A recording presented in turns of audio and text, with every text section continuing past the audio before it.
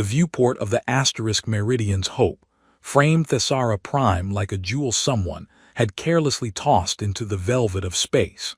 Rowan Ash pressed his forehead against the cool glass, watching the planet's violet-tinged atmosphere catch the light of its twin suns, and tried very hard not to think about the fact that in approximately 2 hours, he was going to make first contact with a civilization that had been building starships when his ancestors were still figuring out bronze. "You're doing the thing again," Kes Navarro said from behind him, not looking up from her datapad. "What thing?" "The existential dread thing. Your breathing gets all weird, and you press your face against windows like you're trying to merge with them." Rowan pulled back, leaving a slight fog on the viewport. "I'm not doing existential dread. I'm doing strategic contemplation. Strategic contemplation of how you, Rowan Ash, analyst of folk music patterns and ceremonial dance traditions, somehow got promoted to being the face of humanity's diplomatic overtures to an empire that's older than our recorded history." When you put it like that, it sounds bad. It is bad. You're the guy who once filed a report comparing Centauri marriage rituals to a particularly elaborate game of musical chairs. Now you're meeting an empress who's been alive for 5 centuries. Kes finally looked up, grinning. "I give it 5 minutes before you accidentally insult her entire civilization. You're supposed to be supportive. That's literally your job as my attaché. My job is to make sure you don't cause an interstellar incident. Supporting you emotionally is more of a hobby." She stood and joined him at the viewport, her expression softening slightly. "You'll be fine. You're good at this even if you got here by accident. You see patterns in cultures that other people miss. You listen. That's rare." Rowan wanted to believe her, but his reflection in the glass looked distinctly unconvinced. Brown hair that refused to cooperate with any amount of styling gel, green eyes that his mother always said made him look perpetually surprised, and a jawline that suggested his ancestors had been enthusiastic about genetic diversity. He looked, in short, like exactly what he was, a 32-year-old academic who'd stumbled into diplomacy because he'd written a paper on linguistic drift in colony worlds that someone important had actually read. The shuttle shuddered slightly as it adjusted its approach vector, and suddenly Thessara Prime was growing larger, resolving into continents of white stone and vast stretches of something that looked like forest but shimmered with colors that Earth's plants had never dreamed of. Orbital stations drifted past the viewport, not the clunky, functional structures humanity built, but elegant constructions of crystal and light that looked like someone had frozen architecture mid-transformation into music. "They've been in space for 3,000 years, Rowan said quietly. 3,000. We've had faster-than-light travel for barely 2 centuries, and half our ships still smell like recycled air and anxiety." "Ours smell like coffee and anxiety. There's a difference." The asterisk Meridian's Hope descended through the atmosphere, and Rowan watched cities slide beneath them. Impossible geometries of buildings that seemed grown rather than constructed. Bridges of solidified light spanning distances that should have required steel, and everywhere that characteristic white stone that seemed to drink in sunlight and give it back as something gentler. The Asterans had been terraforming worlds when humanity was still arguing about whether the Earth was flat. They had faster-than-light communication that didn't rely on ships carrying messages. They had technology that looked like magic because it was so far beyond human engineering that the gap might as well have been supernatural. And Rowan was going to bow to their Empress and try very hard not to trip over his own feet in the process. The shuttle settled onto a landing pad of dark, seamless material that reflected the violet sky like still water. Through the viewport, Rowan could see the reception committee, a dozen Asterans in formal robes, standing in perfect formation with the kind of patience that suggested they'd been there for hours and would happily wait for hours more.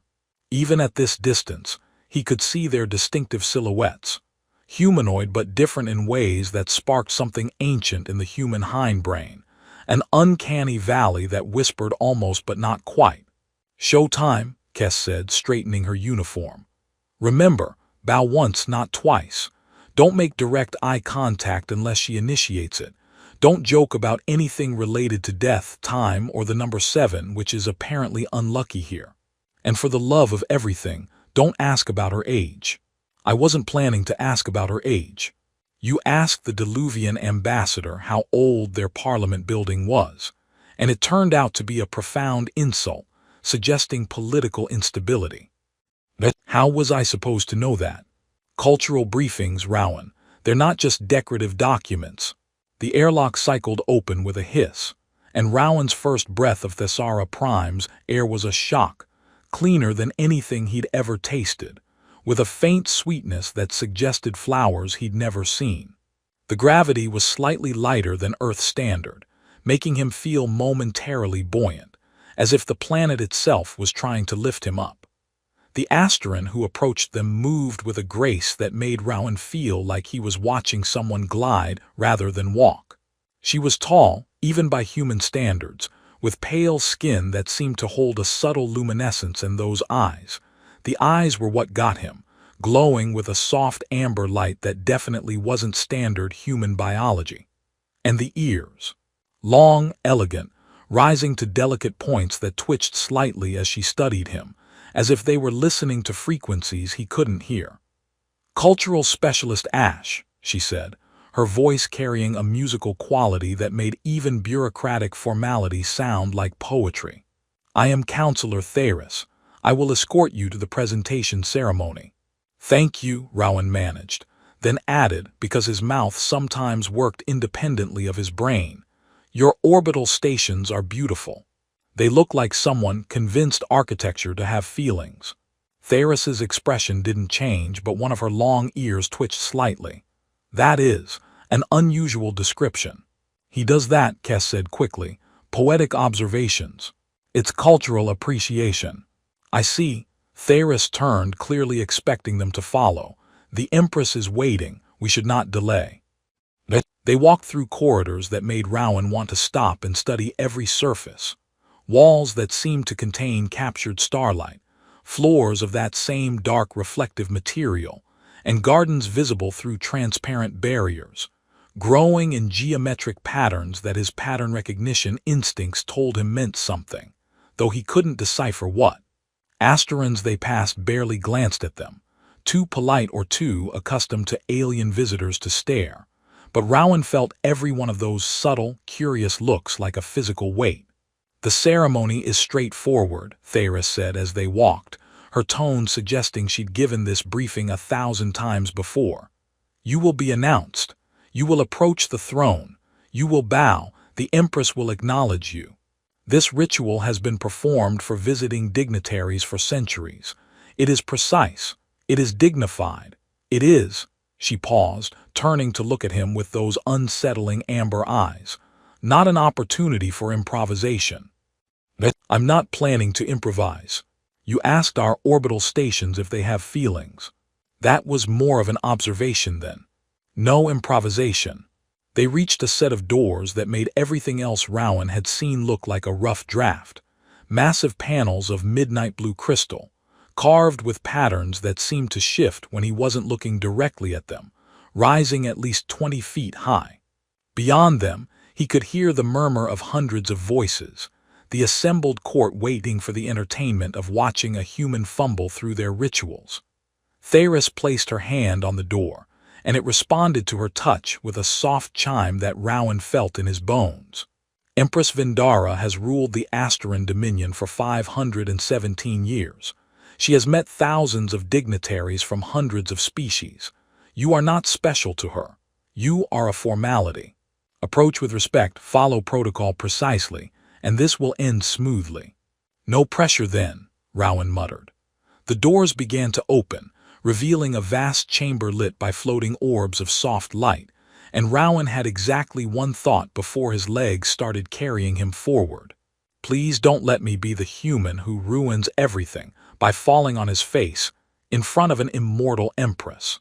The throne hall stretched before him like a canyon of impossible beauty, and somewhere at the far end, he couldn't see yet, An Empress 5 centuries old was waiting to judge whether humanity was worth her time. Rowan took a breath, straightened his shoulders, and walked toward whatever came next. The walk down the throne hall felt like crossing a continent. Every step echoed despite the impossibility of that. The floor seemed to absorb sound, not amplify it. But Rowan swore he could hear his own heartbeat bouncing off the crystalline walls. The assembled Asteran court watched in that particular way that suggested they were being politely attentive, while simultaneously cataloging every minor breach of etiquette for later gossip. Rowan tried to focus on anything except the growing certainty that he was about to embarrass his entire species. The weapon-bearers lining the walls stood motionless as statues, holding staffs that hummed with a low frequency he felt more than heard. The nobles wore garments that shifted colors like oil on water, and their long ears, he couldn't stop noticing the ears, moved independently, tracking sounds or maybe entire conversations happening at frequencies humans couldn't access. For all he knew, they were having a running commentary on the awkward human shuffling toward their Empress like a student called to the principal's office. The throne materialized gradually from the distance, white stone elevated on a dais, surrounded by holographic projections showing star systems and data streams that rotated in lazy orbits. The technology was so far beyond human engineering that it looked almost organic, as if the displays were growing from the throne itself rather than being projected by hidden emitters. And then he saw her. Empress Vindara sat with the kind of stillness that suggested she'd been carved from the same material as her throne, a living sculpture of authority that had been perfected over 5 centuries of practice. She looked young, 30 by human reckoning, maybe, which his briefing materials had warned him about but hadn't quite prepared him for. Pale skin that seemed to generate its own subtle light, black hair cascading past her shoulders in a way that suggested it had never experienced a single bad hair day in half a millennium, and those eyes. Amber like all Asterans, but brighter somehow, as if she'd learned to concentrate the glow through sheer force of will. Her ears rose to elegant points, longer than those of the courtiers he'd passed, though whether that was genetic variation or some marker of rank, he had no idea. She wore robes of deep purple and silver that managed to look both flowing and architectural, and her crown appeared to be constructed from solidified light, not metaphorically, but actually crystallized photons held in a matrix his mind couldn't quite process. Rowan reached what he desperately hoped was the appropriate distance and executed his bow. He'd practiced this. Kes had made him practice this 17 times on the ship. 30 degrees, hold for 3 seconds, rise smoothly. He was reasonably certain he'd gotten it right, though the slight twinge in his lower back suggested his body wasn't entirely on board with Asteran formality. Protocol demanded the Empress speak first.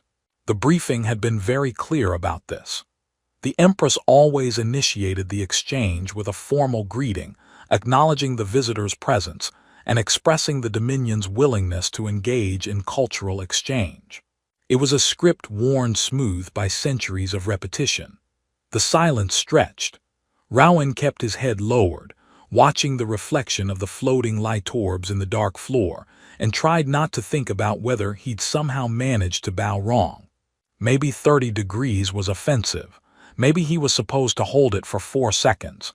Maybe. The murmuring of the court changed pitch, became uncertain. That probably wasn't good. Rowan risked raising his eyes slightly and immediately wished he hadn't. Empress Vindara hadn't moved, but she'd gone absolutely rigid.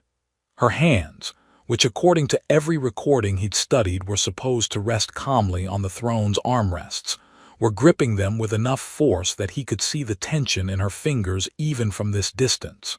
Her face had lost all trace of that practiced regal composure, replaced by something that looked disturbingly like shock, or terror, or both. The trembling started in her hands, a visible shaking that spread up her arms and into her shoulders. The court's murmuring escalated into confused whispers, and Rowan heard Counselor Tharis moving behind him, her footsteps suddenly urgent. Vindara's eyes were locked on him with an intensity that made his skin prickle. She was staring at him the way someone might stare at a ghost, or a hallucination, or something that categorically should not exist, but was nevertheless standing in her throne room demanding acknowledgement. "Your Majesty." Theris's voice carried concern that pierced through her usual stern composure. "Are you?" Vindara's hand shot up, silencing her without breaking eye contact with Rowan. The gesture was sharp, almost violent, completely at odds with the measured grace every recording had shown.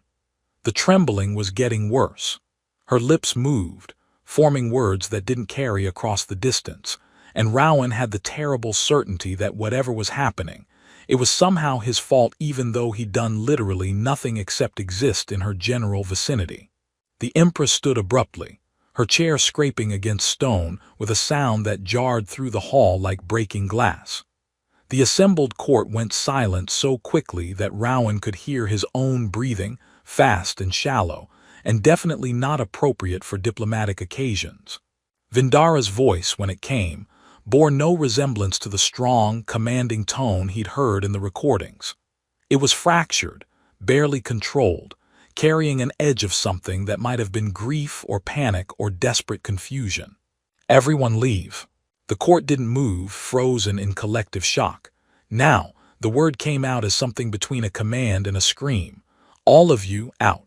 Chaos erupted, hundreds of Asterans suddenly scrambling for exits, their previous careful dignity abandoned in favor of not being present for whatever breakdown their immortal Empress was apparently having.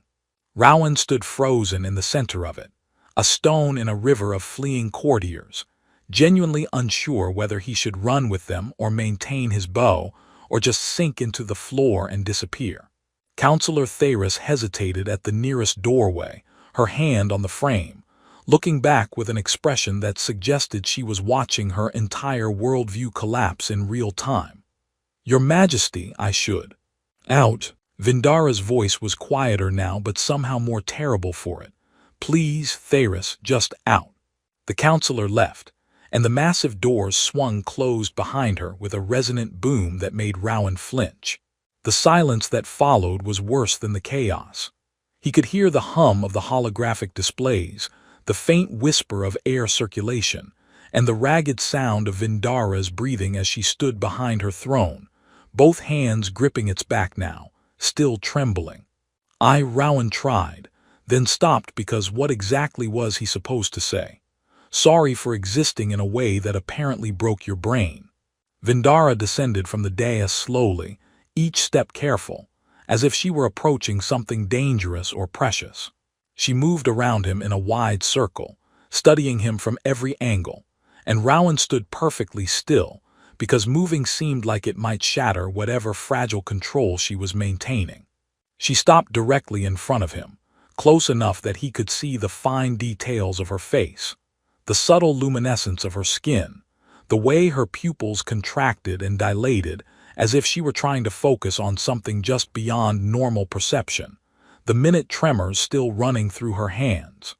Her ears were tilted forward, focused on him with an intensity that suggested she was listening to more than just sound. "What is your birth date?" Her voice was steadier now but still fragile. "By your calendar, Earth Standard." The question made no sense in context, but Rowan answered anyway. "March 15th, 2293. Why?" Something crumbled in her expression. She closed her eyes, her jaw tightening, and took a breath that sounded like someone trying very hard not to weep. When she opened her eyes again, there was a terrible, fragile composure there, as if she'd gathered all her control and was holding it together through pure force of will. 307 years ago, she began, and her voice carried the weight of every one of those years, I had a consort. His name was Thurin, he was. She paused, struggling with something. He was everything that made ruling bearable, everything that made eternity feel less like a prison sentence. Rowan's mind raced through his briefing materials, trying to remember if any of them had mentioned a consort, coming up blank. "He was murdered," Vindara continued, and the word landed like a physical blow. assassinated in the gardens I had built for him, political rivals who thought they could weaken my rule by taking away the one thing she stopped, her composure cracking. I ruled alone after that, 3 centuries alone. I have met thousands upon thousands of beings. I have received dignitaries from hundreds of species. I have maintained my composure through wars and treaties and the death of stars. She reached out as if to touch his face, then pulled back, her hand shaking. You have his face, not similar, not reminiscent, identical. Your voice is his voice. The way you stand when you're nervous, that slight shift to your left foot, the way your hands want to fidget but you're stopping them, it's exactly how he stood. The angle of your jaw, the pattern of your breathing, everything. Rowan's throat had gone dry. That's not possible, I'm human, he was. Asterin, yes, and you are not him, I know this. Her voice was fierce now, as if she were arguing with herself. I know Thurin is dead. I held his body. I lit his pyre with my own hands. I watched him burn. I do not believe in reincarnation. I do not believe in souls that transmigrate across species and light years. I do not believe in cosmic coincidence or fate or any mystical nonsense that would make this make sense. She finally met his eyes directly, and Rowan saw centuries of grief there, carefully controlled but never truly resolved. But I cannot reconcile what I know with what I see. My mind tells me you are a stranger, a human I have never met. Everything else, everything, tells me I am looking at someone who died 300 years ago. Rowan tried for humor, because it was the only tool he had against this impossible situation. I'm pretty sure I'd remember being alive 300 years ago. My memory's not great, but it's not that bad. The joke fell completely flat. Vindara just stared at him with those ancient, grieving eyes. She stopped, started again. I need time to think, to process this, but her voice dropped to something barely above a whisper.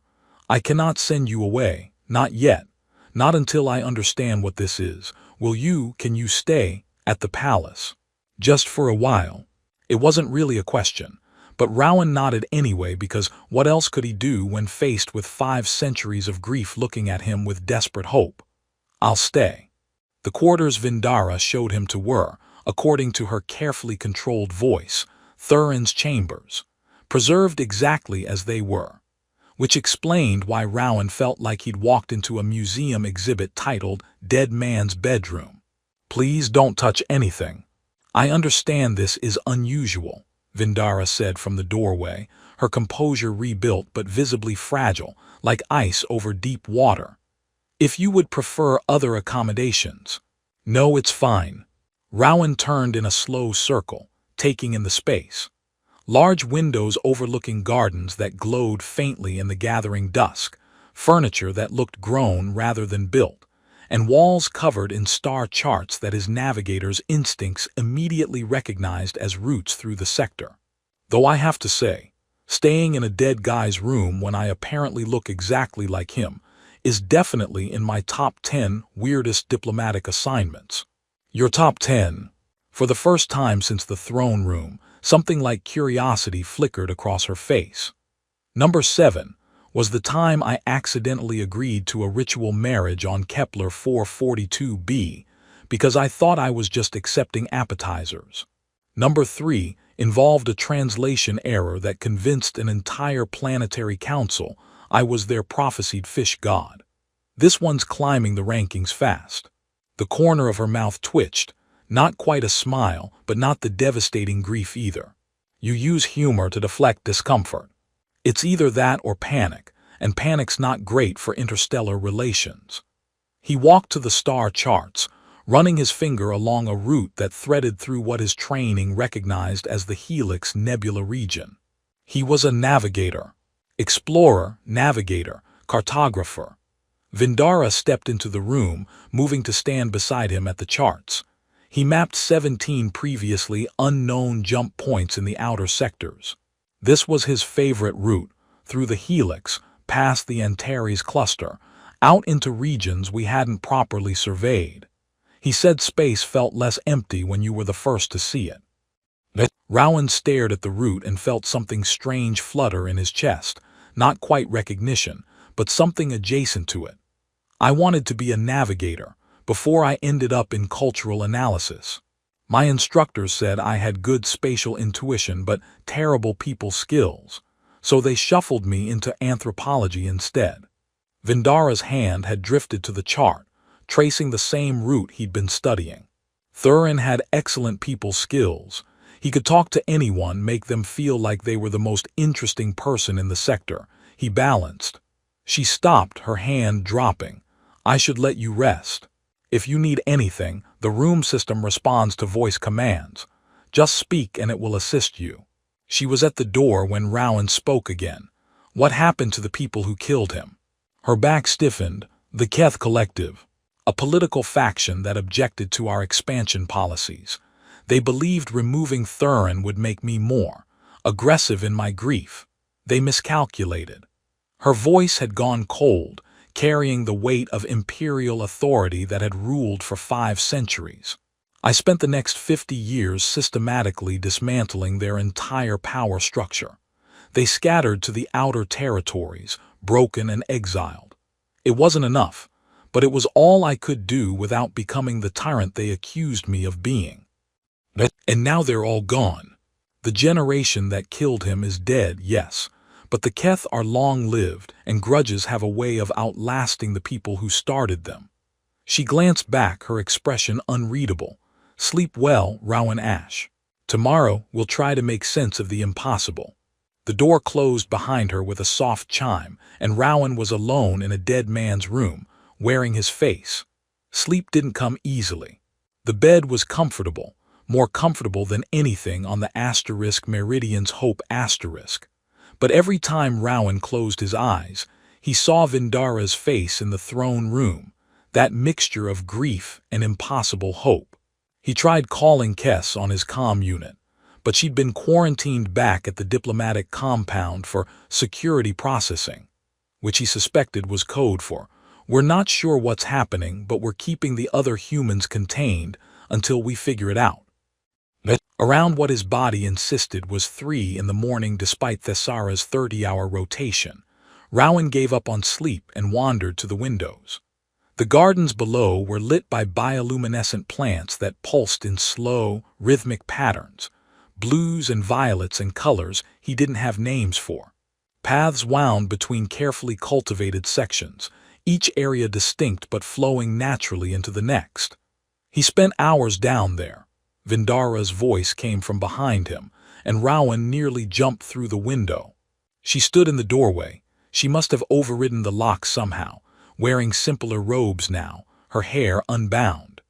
Without the crown and formal regalia, she looked less like an immortal empress, and more like someone who hadn't slept in 300 years.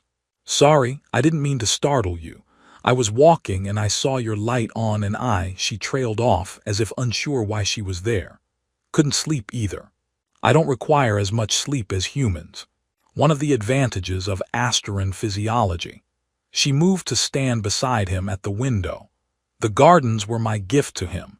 He said every world he explored had beauty worth preserving, so I built him a place to keep samples. Each section represents somewhere we traveled together." They stood in silence for a moment, watching the lights pulse below. Rowan tried to think of something to say that wasn't completely inadequate and came up empty. "Do you want to walk?" Vindara asked suddenly. "Down there I could show you. I could tell you about the places if you want." It was past midnight on an alien world, and an immortal empress was asking him to take a walk through a memorial garden built for her murdered consort, whose face Rowan happened to wear. The reasonable response was to politely decline, get some sleep, and deal with this situation during normal business hours. "Sure," Rowan said, because apparently reasonable had left the building the moment he'd walked into that throne room. The gardens were even more striking up close.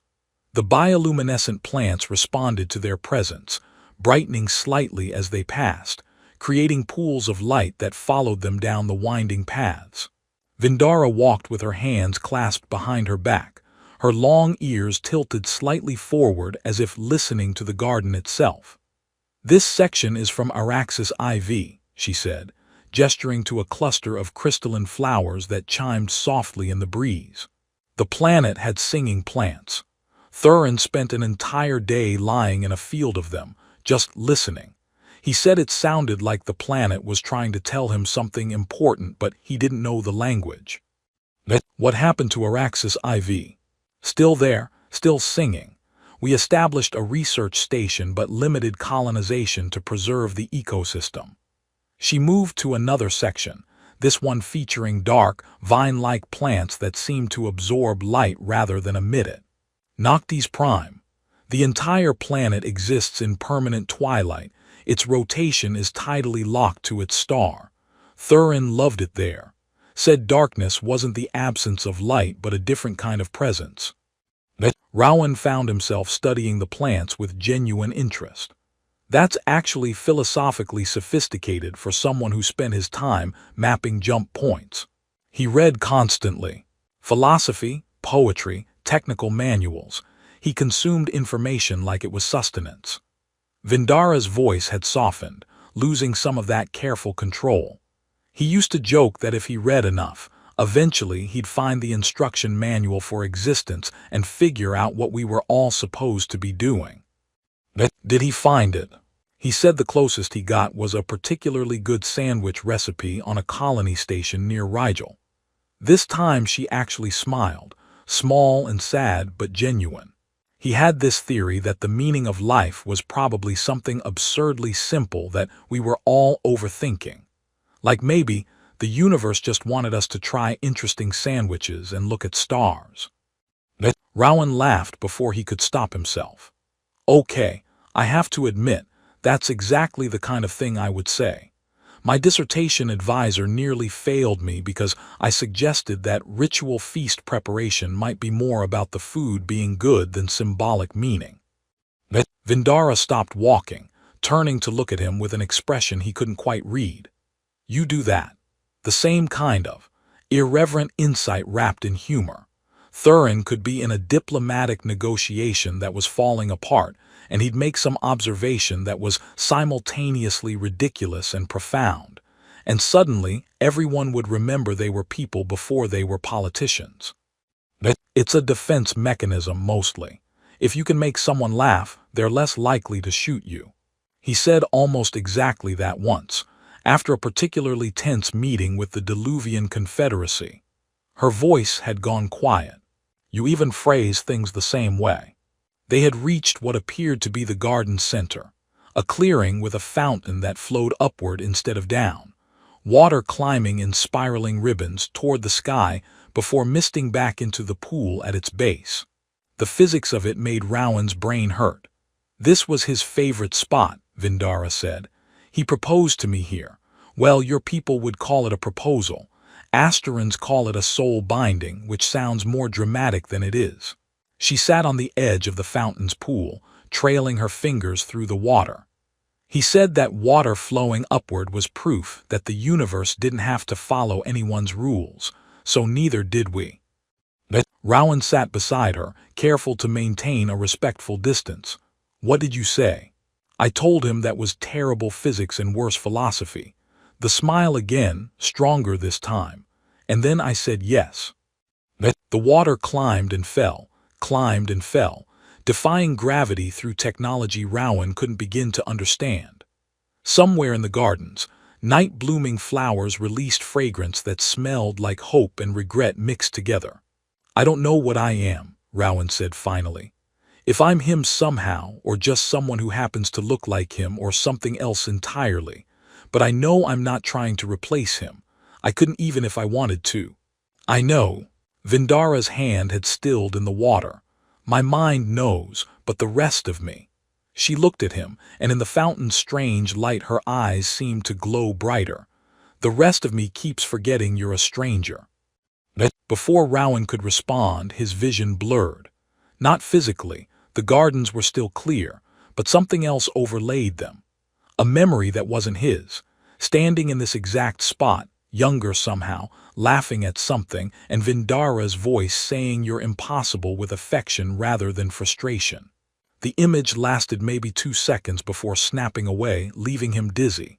"Are you all right?" Vindara's hand was on his arm, steadying him. "Yeah, I think I had a moment of déjà vu, or something." He didn't mention the memory that wasn't his because he wasn't ready to give her that hope yet. Not when he didn't understand it himself. They sat together until dawn started painting the sky in shades that Earth had never managed, and neither of them mentioned that Vindara's hand had stayed on his arm the entire time. The memory flashes became more frequent over the following days. Rowan would be walking through the palace and suddenly know which corridor led to the observation deck, even though he'd never been there. He'd taste food in the dining hall and have opinions about dishes he'd never encountered. Once, he correctly predicted that Counselor Theris would arrive exactly 17 seconds before she did, because some part of him remembered she was always precisely on time. Kes visited on the third day, escorted by enough guards to invade a small moon. She found Rowan in the observatory, a dome of transparent material that made him feel like he was floating in space, staring at star charts with an intensity that apparently concerned people. "So," she said, dropping into the seat beside him with deliberate casualness, "I hear you've become cosmically significant. How's that going?" "I'm either the reincarnation of a dead explorer, the universe's weirdest coincidence, or having a very elaborate mental breakdown. The jury's still out. My money's on coincidence. The universe is big enough for weird." She glanced at the star charts rotating in holographic display around them. "Though I have to ask, why are you studying navigation routes? You're a cultural analyst. You can barely find your way around a space station without getting lost." "I know." Rowan gestured at a particular route threading through the outer sectors. "But I look at these and I just know them. Not like I studied them, like I've flown them, like I remember the gravitational shear near the Antares cluster and the way jump space feels different when you're entering through an unmapped point." He rubbed his eyes. "It's driving me insane." "But have you told Vindara that I'm having memories of places I've never been and knowledge I shouldn't have?" "Yeah. That won't make her more emotionally invested in the possibility that I'm her dead husband returned from beyond the grave." But Kes was quiet for a moment, watching the stars rotate above them. "For what it's worth, the entire diplomatic corps is losing their minds. Half think you've stumbled into the most significant cultural phenomenon in human history. The other half think you're going to cause an interstellar incident when the Empress realizes you're just some guy." "I am just some guy." "Are you though?" She turned to face him. "Because just some guy doesn't usually start experiencing memories from 300 years ago." Before Rowan could respond, the observatory's door chimed. Vindara entered, flanked by Counselor Theris, whose expression suggested she'd eaten something unpleasant. Behind them were two other council members Rowan had been introduced to but whose names escaped him. "We have a situation," Vindara said without preamble. Her voice had returned to that imperial control, but Rowan had learned to read the subtle tension in her shoulders. "Keth vessels have entered Asteran space. 3 ships. They're requesting permission to approach Thessara Prime." "The same Keth who killed Thurin." Rowan stood, and something in his chest tightened with anger he didn't entirely recognize as his own. "Their descendants, yes. The Keth are long-lived but not immortal." Theris stepped forward, her long ears flattened against her head in what Rowan had learned meant extreme displeasure. "They claim to be coming under diplomatic immunity, requesting an audience with the Empress." "Diplomatic immunity," Rowan said slowly. 300 years later, right after word gets out that someone who looks like Thurin has shown up. That's not suspicious at all. Vindara's eyes met his and he saw the calculation there. "They claim to have information about the original assassination, evidence that was suppressed. They say they're coming to make amends." "And you believe them?" "I believe they're coming to finish what their ancestors started." Her voice was cold enough to freeze stars. "They see you as an opportunity. If you are somehow Thurin returned, killing you publicly would be symbolic revenge.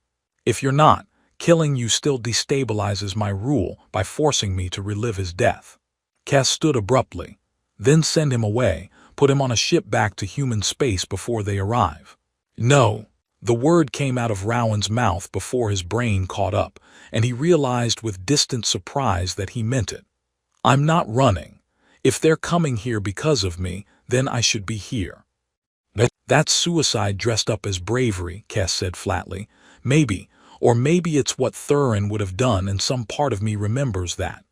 Rowan looked at Vindara. You said he died in the gardens, that he was attacked there. Do you remember exactly where?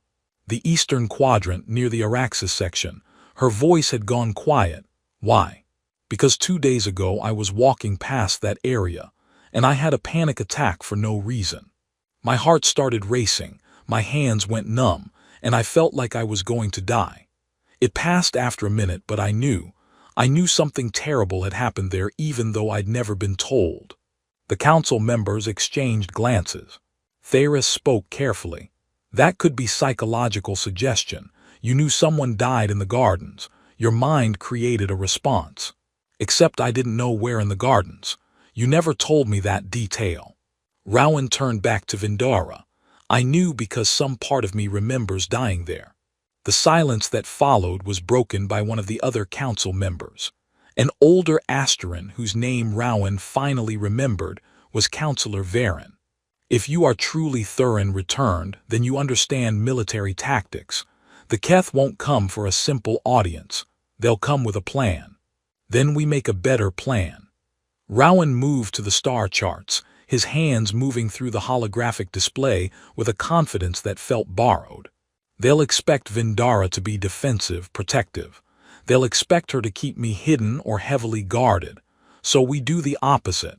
We announce a public ceremony in the gardens. A memorial service for Thurin, with me as the guest of honor.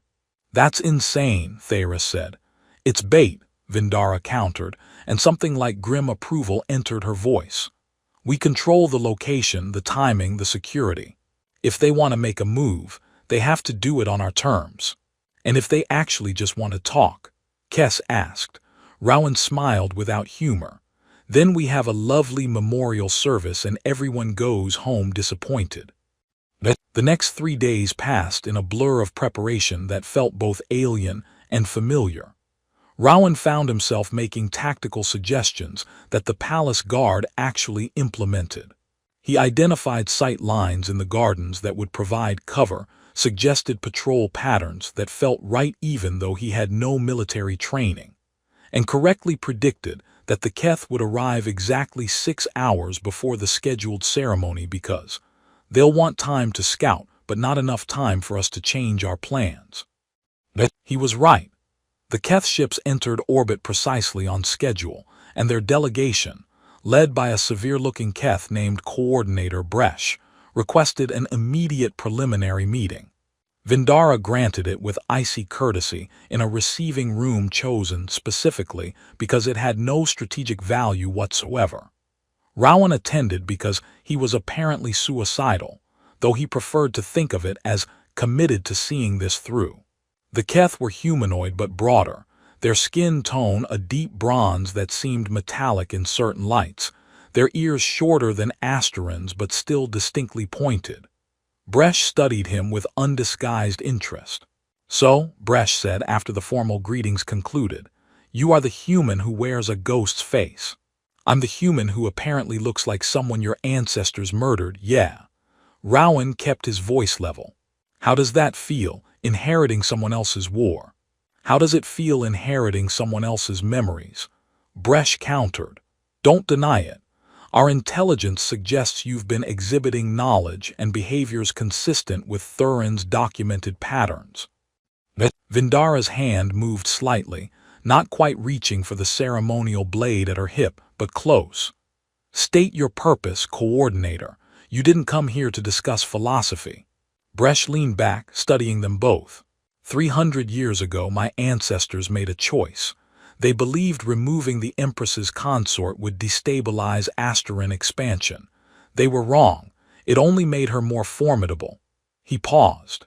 We came to offer information about who truly ordered the assassination, and to propose that perhaps some cycles should end rather than repeat.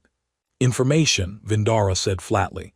Now, after 3 centuries, we were exiled, scattered. Only recently have we consolidated enough to access our own historical records. Bresh produced a data crystal, setting it on the table between them. The assassination was funded by elements within your own court, Empress. The Keth were tools, not architects. The room went silent except for the faint hum of environmental systems. Rowan watched Vindara's face carefully, saw the moment she decided whether to believe the impossible or reject it out of hand. Even if true, she said slowly, why tell me now? Because the same elements that arranged Thurin's death are still present in your court. Not the same individuals. We're not immortal like you, but their descendants, their ideological successors. Bresh gestured at Rowan, and they see his presence as an opportunity to try again. The ceremony you've announced, they'll use it. If we're going to end the cycle of our ancestors' mistakes, we need to end it together. Theris spoke from her position by the door. This could be an elaborate deception. It could, Bresh agreed. But consider, if we wanted the human dead, we could have struck already. We have ships in orbit, we have resources. Instead, we're here, offering alliance against a mutual enemy that has played our peoples against each other for 300 years. Rowan felt another memory flash hit him. Not images this time, but certainty. He knew with the kind of bone-deep knowledge that couldn't be argued with that Bresh was telling the truth. Not all of it maybe, but the important parts. He's right, Rowan heard himself say. The threat's not external, it's in the court. Everyone looked at him. Vindara's expression was unreadable. You're certain. I'm certain that Thurin was certain. Which is either the same thing or I'm having a psychotic break, and honestly at this point the distinction doesn't matter much. The ceremony was scheduled for sunset. The gardens filled with attendees, nobles, military commanders, diplomatic representatives from a dozen species. Rowan stood near the fountain where water climbed toward the sky, wearing formal robes that Vindara had insisted on, trying not to think about the fact that he was basically standing in the exact spot where Thurin had died 300 years ago. Vindara gave a speech about memory and sacrifice that would have been moving if Rowan weren't hyper-aware of every shadow in the garden, every unexpected movement. The Keth delegation stood at a respectful distance, Bresh's eyes constantly scanning the crowd. The attack came during the moment of silence, because of course it did. A pulse weapon fired from somewhere in the crystalline flower section, aimed directly at Rowan's chest. He moved before conscious thought, his body remembering how to dodge even if his mind didn't, and the shot scorched the air where he'd been standing. Security descended immediately, but Rowan had already spotted the shooter, a young Asteran noble whose face he somehow recognized even though they'd never met. More than that, he knew her name, Yastris, granddaughter of the council member who'd orchestrated the original assassination, carrying on the family tradition of trying to control the empire through violence. Really? Rowan shouted as guards tackled her, shooting someone at their own memorial service. That's just tacky. The humor was wildly inappropriate, but he heard Vindara laugh, actually laugh, a sound of relief and disbelief mixed together. The aftermath took hours to sort through. Yastris had accomplices, all of whom were rounded up with efficiency that suggested the palace guard had been waiting for exactly this opportunity. The Keth delegation's information proved accurate.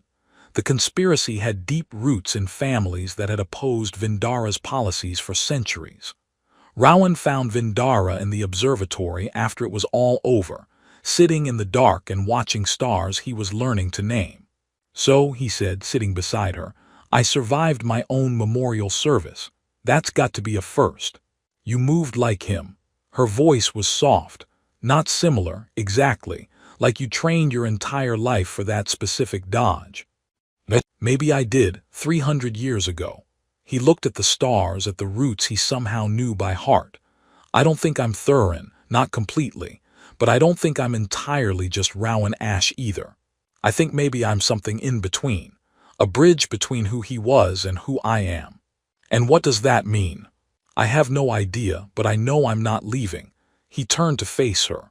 Whatever I am, wherever these memories came from, they're telling me the same thing over and over. I came back, not to replace what you lost, to give you something new. Vindara was quiet for a long moment.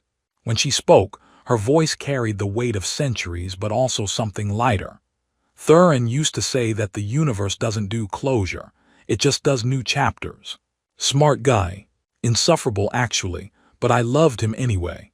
She stood, offering her hand. Come on, let's go walk the gardens. I want to show you the sections we haven't covered yet. Rowan took her hand and let her pull him to his feet. Above them, stars rotated in patterns that felt like coming home, and somewhere in the space between what was and what could be, two timelines found a way to exist together. The universe didn't do closure, but apparently it did second chances, even if they came wearing a stranger's face.